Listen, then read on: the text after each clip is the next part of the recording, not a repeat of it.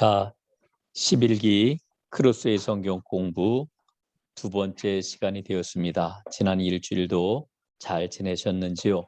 여러분들을 이렇게 만나게 되어서 정말 반갑습니다. 아쉬운 것은 여러분들의 얼굴을 대하고 또 음성도 듣고 이러면서 그 성경 공부를 진행을 하고 싶은데 그러지를 못하는 그런 그 아쉬움이 있습니다. 여러분들 널리 양해해 주시고 이제 성경 공부를 시작을 하도록 하겠습니다. 우리 잠깐 기도하지요. 아버지 하나님, 크로스의 성경 공부 두 번째 시간을 맡게 해주시니 고맙습니다. 오늘도 말씀을 공부할 때에 성령님 저희의 마음 문을 활짝 여시고 말씀을 잘 깨달아 주의 길을 힘있게 달려나가는 용감한 하나님의 백성들로 세움받는 축복의 시간 되게 하옵소서. 예수님 이름으로 기도드리옵나이다. 아멘. 자, 지난 시간에 우리는 그림 조각 맞추기를 공부를 했습니다. 오늘은 지난 시간을 먼저 좀 복습을 하고 그 다음에 이과 공부를 진행을 해 나가도록 이렇게 하겠습니다. 자, 우리의 그런 그 신앙생활에 대해서 우리는 참 많은 의문들을 갖고 있습니다. 어떻게 보면 우리 기독교 신앙생활을 하고 있는 우리의 모습이 맞추기 힘든 그림 조각처럼 파편화되어 있는 이런 그 상황에 처해 있을 때가 많죠. 어느 한 부분에 대해서는 아는 것 같지만 전체적으로 설명하기가 어렵고 또 일관성 있게 믿음의 길을 걸어가는 게 무엇인지를 확실하게 정리하고 설명하는 것이 쉽지 않다라고 하는 것을 발견을 하게 됩니다. 그런 고민이 바로 이 첫 번째 그림에 담겨 있는 고민이라고 이야기할 수 있겠습니다. 자, 두 번째 그림을 한번 보겠습니다. 그래서 그 흩어져 있던 그림 조각을 나름대로 이제 한번 맞추어 본 것입니다. 그림 조각을 맞추었는데 보니까요. 자, 몇 조각이 되어 있나 한번 볼까요? 자, 가족에 대한 문제, 우리 인생의 문제지요. 또 이 재화, 돈을 버는 것에 대한 문제, 또 여가 생활을 하는 것에 대한 문제, 또한 이것은 이제 직업이잖아요. 우리의 이 일에 대한 문제. 그다음에 이제 교회와 신앙생활에 관한 문제, 또 공공에 관한 그러한 그 문제들, 또 교육에 대한 문제, 그리고 먹고 마시는 것에 대한 문제. 뭐게 이런 것들이 우리의 그러한 그 일상들인데요. 일상들에 대해서 우리는 지금 나름대로 조각을 한번 맞춰본다고 맞춰본 것입니다. 그러나 여기에서 우리가 생각을 해야 될 것은 우리 기독교 신앙생활을 여러 생활들 가운데 하나로 이렇게 정리를 하고 살아가고 있다라고 하는 거지요. 그런데 우리가 지금 기억을 해야 될 것은 우리 기독교 신앙을 일부분으로 삼게 될 것 같으면은 이거는 하나님과 단절을 가져오게 된다라고 하는 거죠. 또 거꾸로 우리의 그런 그 기독교 신앙생활을 그것만을 위해서 살아간다라고 하면 전부로 삼게 될 것 같으면은 어떻게 될까요? 세상과 단절할 수밖에 없는 거죠. 그러므로 어떻게 그림 조각을 잘 맞추는 것이 우리 신앙생활에 굉장한 도움이 될까? 그리고 바른 길일까? 우리는 고민을 하게 되는 거죠. 자, 그래서 세 번째 그림을 한번 보도록 하겠습니다. 자, 세 번째 그림은 그 하나님의 말씀이 우리 인생의 핵심, 중심이 되어야 된다라고 하는 것을 일러주고 있는 겁니다. 그래서 성경이 삶의 가장 핵심에 딱 들어가 있습니다.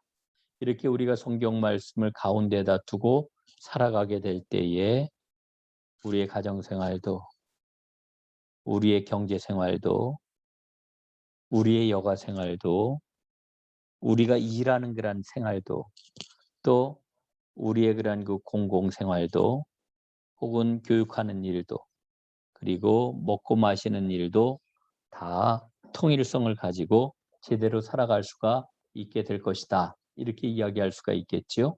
그런데 여기서 핵심이 있습니다. 그게 뭐냐 하면은 우리의 교회 생활도 하나님의 말씀에 기초해 가지고 살아가야 된다라고 하는 거지요.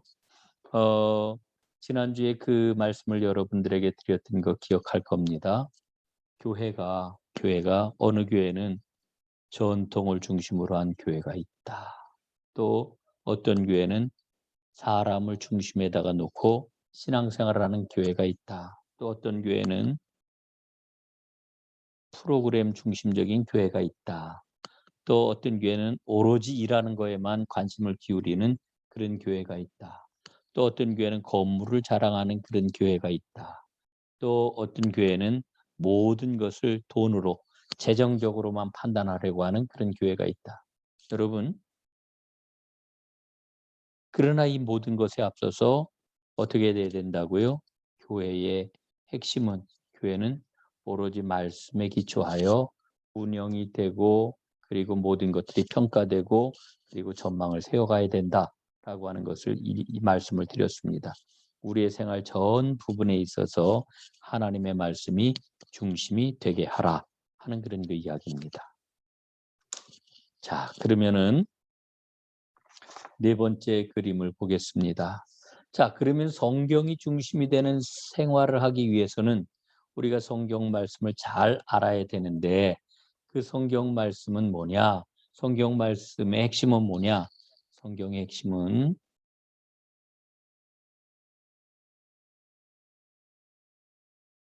뭐라 그랬어요? 예수 그리스도이시다. 요한복음 5장, 3장이 아니라 5장 39절 말씀에 보면은 이 성경이 곧 내게 대하여 증언하는 것이라 하는 그런 그 말씀이 나와 있죠. 성경은 예수님에 대하여서 우리에게 말씀을 해주고 있습니다. 자, 그러면은 예수님은 어떤 분이십니까? 성경이 우리에게 일러주고 있는 예수님은 첫째, 예수님은 왕으로 오셨습니다. 왕. 예, 예수님은 왕으로 오셨다. 그 다음에 두 번째, 이 그림을 보니까 예수님이 무릎을 꿇고 계시네요. 섬기는 거지요. 예수님은 종으로 오셨다. 자, 그런데 이 왕으로 오신 예수님, 종으로 오신 예수님이 십자가에 어린 양으로 달려 죽으십니다. 우리를 구원하시기 위해서. 그래서 성경은 예수님이 양으로 오셨다. 어린 양으로. 이걸 우리에게 일러주고 있습니다. 어린 양으로 오신 예수님이 어떻게 죽으셔서 무덤에 묻히셨습니다. 그런데 무덤 문을 보니까 어때요? 무덤 문이 열렸어요. 예수님이 부활하셨죠. 그 부활하신 예수님이 성령으로 다시 우리에게 오셨습니다. 다시 오셨지요. 그래서 성령으로 하나님을 알게 하시고 예수 그리스도의 구원의 은혜를 알게 하시고 십자가의 그러한 그 은혜를 받아들이게 하셔서 진리의 예수를 믿는 사람들이 예수님을 중심으로 모였죠. 이게 바로 교회입니다. 교회. 그래서 우리가 성경에서 일러주고 있는 예수님은 왕이시요 종이시요 우리를 구원하시는 양으로 오셨는데 그런데 이 예수님이 우리에게 오신 그 예수님을 우리가 어떠한 관계를 가져야 되느냐? 인격적으로 친교해야 된다라고 하는 것을 일러주고 있죠. 그럼 인격적으로 예수님과 친교하는 게 뭐냐? 그걸 잘 일러주고 있는 것이 바로 요한복음 13장에 나와 있는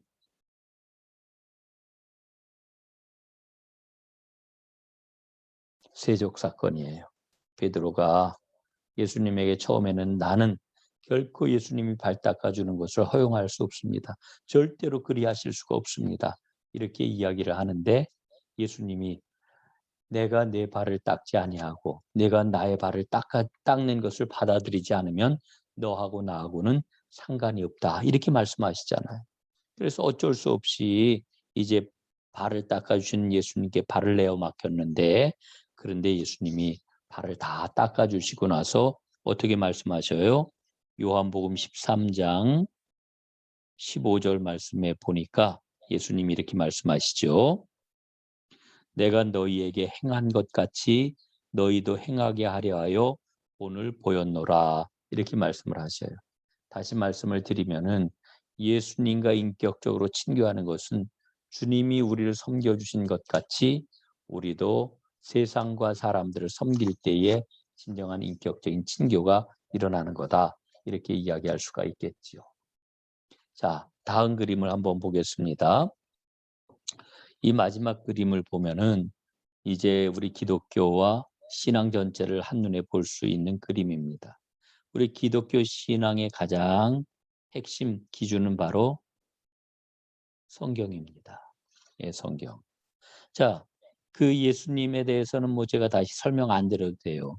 왕으로 오신 예수님, 종으로 오신 예수님, 우리를 구속하실 어린 양으로 오신 예수님, 그 예수님이 죽으셔서 무덤에 묻히셨다가 부활하셨죠. 그리고 하나님 보좌 우편에 앉아 계십니다. 그 예수님이 이제 성령으로 우리에게 다시 오셨지요. 이걸 믿는 그 사람들이 모여 그리스도의 교회를 이루었다. 이렇게 이야기를 합니다. 요걸 조금 더 자세하게 설명을 드리면은 이 교회 공동체의 일원이 되는 의식을 우리는 세례라고 그래요. 세례. 세례를 받음으로 구원을 받아요. 그렇죠? 요한복음 사도행전 말씀을 보면은 세례를 받아 구원에 이르게 된다라고 하는 이와 같은 말씀을 우리에게 주지 않습니까? 이 세례라고 하는 것은 하나님 공동체의 일원이 되는 그 의식이기도 합니다. 이게 굉장히 중요해요. 세례 후에 구원이라고 하는 이와 같은 말씀을 우리가 본다라고 하면 진정한 구원은 바로 공동체의 일원이 된다라고 하는 것을 우리에게 깨우쳐 주시는구나. 이렇게까지 우리가 이제 해석을 할 수가 있는 거죠. 자, 두 번째 이건 뭡니까? 이건 성찬이에요. 떡과 포도주. 예. 이 성찬을 통하여서 우리는 하늘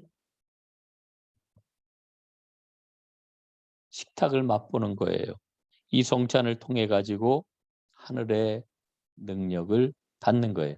하나님 공동체의 일원으로 살아갈 수 있는 능력을 성찬을 통해 공급받는 거다. 이렇게 이야기할 수 있지요. 자, 그래서 이와 같이 하나님의 백성, 구원받은 하나님의 백성이 된 사람에게 나타내야 할 것은 두 가지다. 이렇게 이야기할 수 있어요. 첫째는 뭐예요? 첫째는 하나님을 향하여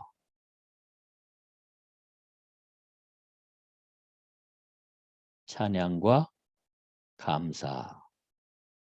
그다음에 두 번째로는 사람을 향하여 뭐를 해요? 섬김과 봉사. 그러니까 우리가 해야 할 일은 이 두 가지라고 하는 거죠. 예, 이게 꼭 필요한 겁니다. 자, 이게 모든 것을 다 이야기해 주는 거죠. 그림 조각 맞추기가 잘 되셨나요? 1과는 그림 조각 맞추기였습니다. 자, 그러면은 오늘 2과 공부를 이제 우리가 좀 진행을 해 나가겠습니다. 2과는 성경의 배경입니다.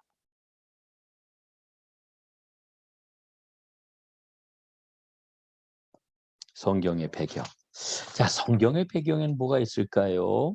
자, 우선 우리가 지금 기억을 해야 될 것은 이 첫 번째 그림을 보면은요. 천체망원경이에요. 천체망원경. 천체망원경을 가지고 이게 다 별들입니다. 별. 예. 그리고 이건 달이겠죠. 달의 변화를 보여주는 그러한 그 그림인데 이 천체 우주를 딱 바라보면서 하나님께서 우리에게 보여주고 있는 그 발자취가 뭘까? 예.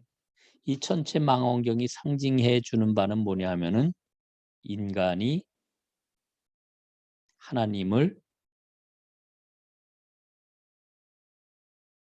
찾는다는 거죠. 예? 지금까지 우리는 어떻게 생각을 해왔느냐 하면은 인간이 하나님을 찾는 거다 이렇게 생각을 해왔단 말입니다. 그러나 실제는 그렇지 않아요. 하나님이 인간을 찾으십니다. 하나님이 인간을 찾으신다. 그래서 유명한 사람을 찾는 하나님이라고 하는 책이 나왔죠.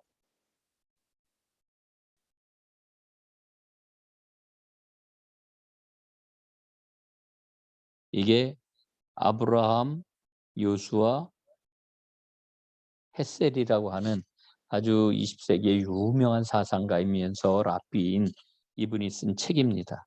근데 실제로도 우리가 보게 되면은 창세기 말씀을 보면은 하나님께서 뭐라 그러셔요? 내가 어디 있느냐? 누구를 찾으시는 겁니까? 예? 이거는 바로 아담을 찾는 거잖아요. 아담을.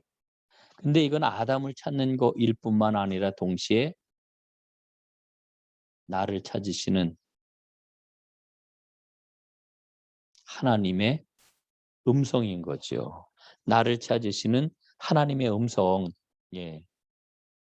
하나님은 지금도 우리를 찾고 계시고요. 실제로 누가복음 말씀을 보게 될 것 같으면은 잃어버린 것에 대한 말씀을 들려주시잖아요. 잃어버린 거. 예. 잃어버린 양에 대해서 또 잃어버린 드라크마에 대해서 잃어버린 아들에 대해서 예수님이 그 이야기를 들려주시지 않습니까? 그리고 실제로 하나님은 우리를 얼마나 세밀하게 보시는지 몰라요. 하나님은 멀리 계시는 게 아닙니다. 멀리 망원경으로 찾을 수 있는 분이 아니라 사실은 오늘 내가 살고 있는 이 삶의 자리에 우리 예수님이 나와 함께 계시다라고 하는 것을 우리가 기억을 할 필요가 있지요. 그래서 그 누가복음 12장 말씀에 보면은 예수님이 뭐라 그러셔요? 머리카락 하나까지도 다 세신 바가 되었느니라 이렇게 말씀을 해주고 있지요. 그 하나님의 그러한 그 섬세한 사랑으로 우리를 찾고 계시다는 것을 꼭 기억을 해야 합니다. 자, 그러면은 하나님이 인간을 찾아오신 그러한 그 이야기를 보다 더 구체적으로 살펴보기 위해서 우리는 성경으로 이제 들어가는 거지요. 하나님이 한 민족을 택하시고 하나님이 어떻게 역사 가운데 개입을 하시고 움직이셨는지를 우리는 그 이야기를 통해서 발견을 하게 되는 거예요. 그런데 그곳이 어디냐? 하나님은 어쨌든 지구를 택하시고 그리고 그 가운데 있는 사람들을 택하셨는데 그중에서도 특별히 이스라엘이라고 하는 아주 작고 작은 민족을 택하셔서 하나님의 역사를 이어가고 계십니다. 그게 성경 이야기인데 하나님께서는 그 성경 이야기를 드라마로 무대 위에다가 올리셨어요. 여러분 이게 무대입니다. 무대. 무대에 지금 지구가 지금 올려가 있어요. 지구. 이거는 세계겠죠. 세계. 예. 그리고 여기는 이게 객석입니다. 객석. 그런데 이 객석에는 관객이 없어요. 예. 하나님은 모든 사람들이 다 이 무대 위에서 하나님의 드라마에 참여하기를 원하고 계시는 거죠. 성경을 재미있게 보는 그런 그 교재 가운데 하나가 버나드 앤더슨이라고 하는 구약학자가 쓴 하나님의 드라마인 성경이라고 하는 책이 있는데 아주 굉장히 재밌습니다. 여러분 혹시 기회가 닿으면 그 책을 꼭 한번 보셨으면 좋겠습니다. 자, 이제 두 번째 그림을 한번 보겠습니다. 막이 올랐습니다. 막이 오르다. 예, 막이 올랐습니다. 이 그림은 앞에서 우리가 보았던 요 그림을 조금 확대한 그러한 그 그림이 되겠습니다. 그래서 요 무대를 조금 좀 자세하게 보니까요.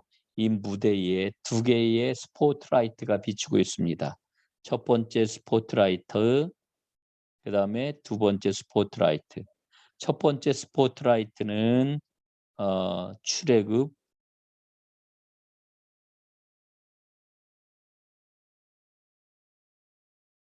시내산 사건입니다. 그 다음에 두 번째 스포트라이트는 예수 그리스도 십자가 사건입니다. 이 첫 번째 스포트라이트와 두 번째 스포트라이트, 이게 바로 두 개의 봉우리입니다. 성경은 2막으로 되어져 있는데 1막은 구약 성경이고요. 2막은 신약 성경입니다. 그래서 이 두 개의 봉우리 가운데 1막 구약의 봉우리는 바로 시내산 봉우리고요. 2막 신약의 봉우리는 예수 그리스도의 봉우리다. 이렇게 이야기를 할 수가 있겠습니다. 자, 그러면 이 두 봉우리가 갖고 있는 특징이 뭐냐? 여러분 이 시내산 그림을 한번 보시면은요. 자, 이게 시내산 그림인데 여기 뭐가 있어요? 이게 뭐예요? 이게 빽빽한 구름과 이게 번둥 천둥 번개잖아요. 이게 바로 하나님의 임재를 상징하는 겁니다. 하나님이 그 빽빽한 구름 가운데서 하나님이 이스라엘 백성들을 모시고 모세를 산 위로 부르셨잖아요. 그리고 뭘 주셨어요? 돌판을 주셨어요. 율법을 주셨단 말이에요. 율법. 그래서 이 율법을 받아가지고 이스라엘 백성들은 언약 백성이 되었지요. 자, 하나님은 율법을 주시고 이스라엘 백성들은 율법을 받아 그 말씀대로 살겠습니다. 약속을 했고요. 그래서 제일 먼저 이스라엘이 했던 일이 뭐냐 하면은 장막을 짓는 거였어요. 장막. 장막이 뭐냐? 이게 하나님의 성막이죠. 예. 그리고 이 장막을 짓고 바로 이 장막을 중심으로 공동체를 이루었단 말이에요. 공동체. 예. 이 공동체예요. 공동체. 공동체를 이루었다. 하나님의 언약궤를 중심으로. 예. 이게 구약의 출애굽 시내산 사건입니다. 자, 그다음에 우리 예수님께서 십자가에 달려 죽으시면서 이제 예수님께서는 뭐를 주셨어요? 우리에게 사랑의 그 약속을 새 계명을 주셨단 말이죠. 새 계명을 너희에게 주노니 내가 주는 계명 새 계명을 너희에게 주노니 서로 사랑하라. 이렇게 말씀을 하시죠. 내가 너희를 사랑한 것 같이 너희도 서로 사랑하라. 이게 바로 새로운 계명입니다. 그래서 예수님의 계명을 받은 사람들도 예수님 주변에 이렇게 모여서 공동체를 이루죠. 이걸 우리는 뭐라 그래요? 교회다. 교회다. 여기엔 세 계명이 있어요. 세 계명. 사랑의 계명이죠. 예. 이게 바로 이제 구약의 봉우리와 신약의 봉우리를 통해서 이루어지는 그와 같은 놀라운 일입니다. 자, 그런데 우리가 여기서 기억을 해야 될 게 있어요. 옛 출애굽과 새 출애굽입니다. 이게 그 성경의 그러한 그 역사를 쭉 보여주고 있는 그런 그림이에요. 오늘 우리가 여기에 있지요. 예. 태초에 하나님이 천지를 창조하시니라. 여기 있지요. 자, 여기가 어딜까요? 아브라함을 부르셨을 때예요. 아브라함을 부르셨을 때. 그리고 이스라엘이 형성이 되고 이스라엘이 200만 명이나 되는 수많은 민족이 되었을 때 노예 생활을 하다가 이제 구원받아 가지고 시내산 출애굽해서 시내산 언약을 맺게 되는 거고 구약 역사가 쭉 기록이 됐어요. 진행이 되다가 이제 구약 역사가 마감이 돼요. 포로 끌려가 나라가 망하고 포로로 끌려갔다가 말씀이 끊어지죠.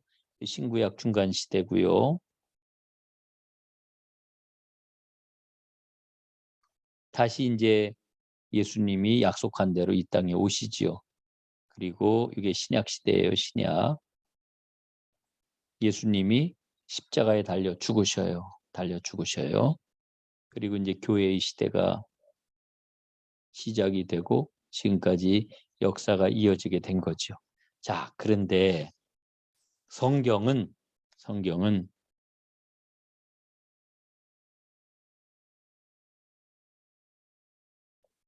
출애굽 이야기다. 이렇게 이야기를 할 수가 있어요. 성경은 뭐라고요? 출애굽이다. 그냥 성경은 출애굽이에요. 옛 출애굽이 있고 새 출애굽이 있어요. 옛 출애굽이 있고 새 출애굽이 있다. 자, 그러면은 옛 출애굽은 뭐고 새 출애굽은 뭘까요? 여러분, 옛 출애굽에 대해서는 뭐 따로 말씀 안 드려도 되잖아요. 이스라엘이 노예 생활을 하다가 이제 해방이 되어 가지고 이제 자유민이 되었으니까요. 이게 옛 출애굽이죠. 그런데 새 출애굽은 뭐냐? 새 출애굽은 예수님의 십자가 죽음이 가져온 해방이에요. 구원이에요. 예수님이 가져오신 자유. 이게 새 출애굽이에요. 이걸 왜 이렇게 이야기를 하느냐? 여러분, 누가복음 9장 31절 말씀을 보면은 이런 말씀이 나와요. 예수님께서 어,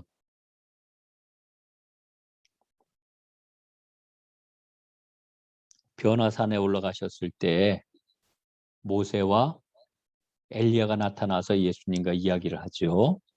한번 제가 읽어드릴게요. 누가복음 9장 30절, 31절. 문득 두 사람이 예수와 함께 말하니 이는 모세와 엘리야라. 영광 중에 나타나서 장차 예수께서 예루살렘에서 별세하실 것을 말할세. 별세. 9장 31절에 별세라고 하는 말이 나와요. 이 별세라고 하는 말은 디파추어라고 하는 단어입니다. 디파추어. 예? 영어로 디파추어. 디파추어라고 하는 이와 같은 단어를 사용을 하는데 그런데 이게 실제로는 히라버 성경에 보니까 뭐라고 써 있어요? 엑소더스 출애굽이라고 써 있어요. 예? 이 출애굽이 원래 이게 엑소도스잖아요. 엑소도스. 엑소도스인데 예? 신약 성경 누가복음 9장 31절에도 예수님이 돌아가실 것을 말씀을 하실 때 사용된 단어가 엑소도스라고 하는 거예요.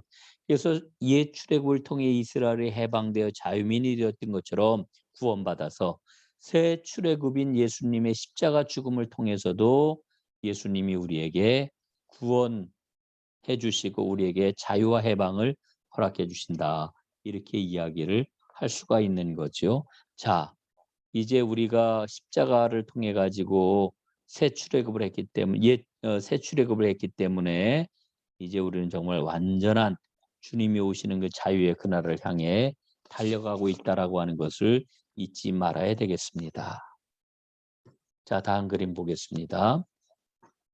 자, 그러면은 예수님께서 사역하신 요 지리적인 그런 그 무대를 조금 더 자세하게 살펴보도록 하겠습니다.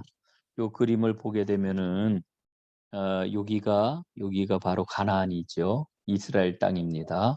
예루살렘이 있고요. 요거는 지금 요 예루살렘 안에 있는 파란 것들은 이게 요단강과 사해바다예요. 예. 자, 그 여기 지역을 지금 요 지도를 볼 때 기억을 해야 될 것은 이쪽이 남쪽이고요. 이쪽이 북쪽입니다. 예. 여기가 북쪽이고 여기가 남쪽이다 라고 하는 걸 우리가 좀 생각할 필요가 있어요. 자, 구약 성경의 시작은요. 갈대아 우르에서 시작이 돼요. 실질적인 그런 그 역사 이야기는 갈대아 우르. 아브라함이 여기서 하란으로 옮기잖아요. 그리고 하란에서 다시 가나안으로 가잖아요. 그리고 그의 아들 이삭과 야곱이 생활을 하다가 야곱의 아들 이제 요셉이 먼저 애굽으로 팔려갔고요. 총리 대신이 되어가지고 온 땅에 흉년이 들었을 때에 70명의 자기 식구들을 다 애굽에 와 살게 해요. 430년 동안 이 70명이 몇 명이 됩니까? 200만 명이 되잖아요. 200만 명. 근데 인구는 늘어났지만 이들의 신세는 노예로 다 전락하고 말았어요. 노예가 되었어요. 하나님께서 부르짖는 이스라엘을 들으시고 이들을 해방시켜 주시지요. 애굽 땅에서 이제 해방을 시켜 주십니다. 그래서 애굽에서 해방되어 가지고 나오는 거예요. 홍해 바다를 건넜고요. 여기가 시내산인데 시내산에서 하나님의 법을 받았고요. 그리고 이 광야에서 40년을 생활을 해요. 그리고 마침내 다시 가나안 땅에 들어와 가나안을 정복을 하고 사사시대를 거친 후에 이스라엘 왕국을 세우고 그러다가 북이스라엘은 아수르에게 멸망하고 남유다는 바벨론에게 멸망을 해서 어디로 끌려와요? 바벨론 포로로 끌려오게 되지요. 그랬다가 다시 해방이 되어가지고 귀환이 됩니다. 귀환합니다. 이렇게 한 것이 구약의 역사예요. 그러니까 다시 말씀을 드리면 이 바벨론 지역에서 갈대아우르 바벨론 지역에서 이스라엘의 역사, 하나님 구원의 역사가 시작이 되어 가나안 땅으로 갔다가 가나안에서 애굽으로 내려갔다가 다시 가나안으로 들어와 이제 가나안 생활을 하다가 나라가 멸망해서 바벨론으로 끌려갔다가 바벨론에서 다시 가나안으로 와서 구약의 역사가 마감이 되는 거지요. 그러므로 우리는 구약의 역사를 잘 알기 위해서는 이스라엘을 중심으로 한 애굽과 그리고 광야와 그 다음에 이 갈대아 우르와 그 다음에 바벨론 그 다음에 아수르 지역의 이 지도들을 지리를 좀 공부할 필요가 있겠다. 이렇게 이야기를 할 수가 있겠습니다. 자, 그리고 여기에서 꼭 기억을 해야 될 것은 이 남쪽과 이스라엘의 북쪽 여기는 전부 강대국들이 자리하고 있었습니다. 아수르 제국, 바벨론 제국, 바사 제국. 남쪽에는 애굽 제국. 그렇죠? 근데 중요한 거는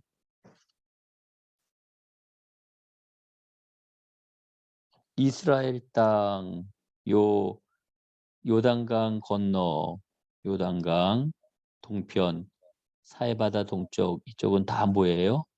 광야의 광야, 사막. 사람이 살 수도 없고 지나갈 수도 없어요. 그러니까 여기가 남이라 그랬잖아요. 남쪽. 여기가 북쪽. 자, 이 북쪽에서 남쪽으로 내려가려면 반드시 어디를 거쳐야 돼요? 이스라엘을 거쳐야 되는 거예요. 그 다음에 애굽에서 북쪽을 가려면 어떻게 해야 돼요? 반드시 이스라엘을 거쳐야 되는 거예요. 그래서 이스라엘은 북쪽에서 치이고 남쪽에서 치이고 아주 힘들고 어려운 생활을 했다. 이들의 그러한 역사 속에서 스스로의 그러한 그 운명, 스스로 나라의 그러한 그 힘을 좌우할 수 있었던 시기는 매우 짧은 시기. 다윗 왕과 솔로몬 시기, 이 시기 이외에는 여기를 스스로 관리할 수 있는 능력이 없었다. 이게 바로 구약을 보는 그러한 그 굉장히 중요한 포인트 가운데 하나입니다. 자, 이제 마지막 그림을 좀 보도록 이렇게 하겠습니다.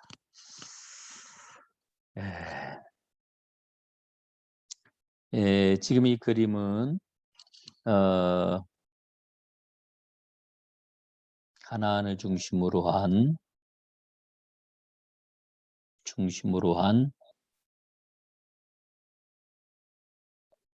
이웃 민족들의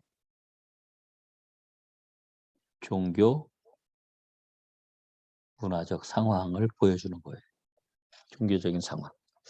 그 하나님이 가장 강력하게 금지하셨던 게 뭡니까? 우상숭배죠. 우상숭배. 절대 너희는 우상숭배해서는 안 된다. 우상숭배. 왜 우상숭배를 해서는 안 되느냐? 예? 자, 요 그림이 뭐냐 하면은요. 음,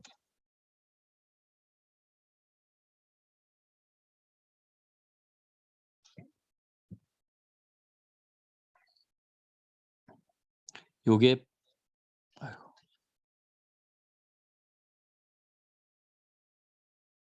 바알 신과 아스타로 신을 보여주는 그림이에요. 바알 신은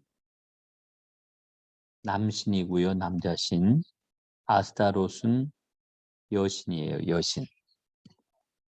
하늘에 있는 이 두 신이 복을 가져다 준다. 이렇게 사람들은 믿었어요. 이 복은 뭘까요?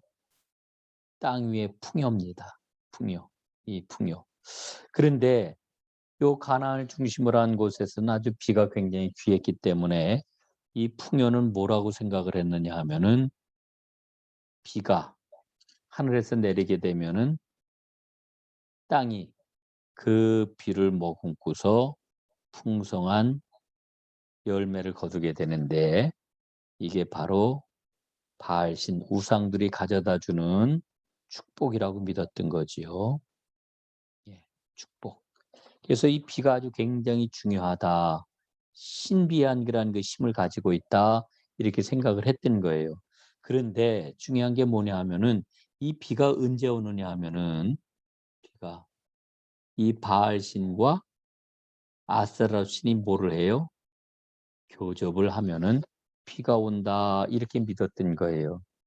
그런데 이 신들이 자기들의 할 일을 제대로 안 할 때 그럼 어떻게 해야 되느냐? 요거는 사람들이에요. 요거는 남자이고 요거는 여자지요. 남자와 여자가 뭐를 해요? 아, 신들이 해야 될 일을 잊어버렸는가 보다. 그러면 우리가 신들이 그 잊어버린 걸 깨우쳐 주기 위해서 뭐를 해요? 이들이 음란한 행위를 하는 거예요. 예? 그걸 보고 바알 신과 아스타로 신이 어이쿠 우리가 잊어버렸구나 이래 가지고선 이들이 교접을 함으로 비가 내리고 이 풍성한 곡식을 거두게 된다. 이게 이 그림이 보여주는 거지요. 자, 그런데 이 일을 신전에서 항상 하기 위해서 신전에 뭐가 있었을까요? 신전에 창기가 있었어요. 창기. 그래서 언제든지 신전에 가면은 이 창기와 음란한 짓을 할 수가 있었던 거지요. 예.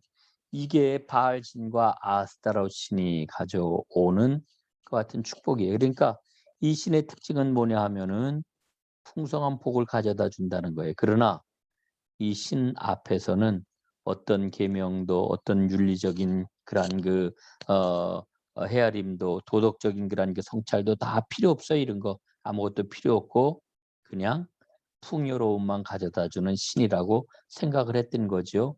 그래서 사람들은 우리가 요구하는 것을 신은 들어준다. 더 나아가서 신을 조정할 수 있다. 이렇게 생각을 했던 거지요. 조정할 수 있다. 그러나 여러분, 우리 기독교 신앙은 어떻습니까? 여호와 하나님은 인간이 조정할 수 있는 분이 아니에요. 하나님은 오직 우리에게 은혜를 베푸시는 분이에요. 그러므로 하나님은 언제나 주시는 분이고 우리는 언제나 받을 자격이 없지만 하나님이 주시는 것을 받는 자에 불과한 거예요. 그래서 그 은혜 앞에 우리는 어떻게 해야 된다고요? 복종해야 되는 거죠. 그러니까 근원적으로 이 신은 아주 여호와 하나님의 그러한 그 신앙하고는 잘못된 그런 길 일러주는 그러한 그 신적인 모습이죠. 그래서 하나님께서는 이 바알과 아스타로 이 신들을 섬기는 일을 절대 해서는 안 된다. 이렇게 일러 주셨던 거죠. 자, 이게 성경이 갖고 있는 굉장히 중요한 배경입니다. 자, 오늘 이과에서 성경의 배경에 대해 살펴보았습니다. 첫째는 뭐라 그랬어요? 하나님께서 우리에게 찾아오시는 분, 예, 이걸 우리가 좀 살펴보았고요. 하나님이 찾아오신 그 곳이 어디냐 하면은 바로 가장 작은 이스라엘이라고 하는 민족에게 찾아오셔서 가장 좁은 지역인 가나안을 중심으로 해서 남북으로 왔다 갔다 하면서 하나님의 생명과 구원의 역사가 거기에서 다 이루어졌던 것을 우리가 보았고요. 그다음에 또 한 가지 성경의 그러한 그 중요한 신앙을 우리에게 설명해 주는 데 있어서 중요한 배경 가운데 하나가 바로 우상을 숭배해서는 안 된다라고 하는 이 종교 문화적인 배경을 바알신과 아스타롯 신을 섬기는 모습을 통해 우리에게 일러주고 계시는 거죠. 이것들을 염두에 두고 이제 성경 말씀을 더 자세하게 읽어가도록 이렇게 하겠습니다. 자, 오늘 여기까지 하겠습니다. 함께 해주신 여러분들 감사를 드리고요. 하나님의 은혜가 가득하기를 간절히 바라겠습니다. 고맙습니다. 승리하시기를 바라겠습니다. 기도하고 오늘 순서 마치겠습니다. 하나님 고맙습니다. 오늘 저희가 크로스웨이 성경 공부 제11과 성경의 배경에 대하여서 함께 살펴보았습니다. 아버지 하나님, 우리가 배운 것들이 우리 생명으로 우리 심령 가운데 약동하게 하시고 하나님의 말씀을 더욱더 잘 배우고 앞을 향해 달려나가는 큰 은혜가 우리 모두에게 가득하도록 축복해 주옵소서. 예수님 이름으로 기도드리옵나이다. 아멘. 자, 고맙습니다.